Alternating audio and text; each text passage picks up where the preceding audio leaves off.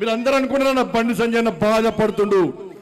బండి సంజయ్ బాధపడన్న నేను బాధలు పడ్డోనే అన్న నేను బాధలు భరించినన్నా ఏ రోజు నా జీవితంలో ఎంజాయ్ చేయలేను.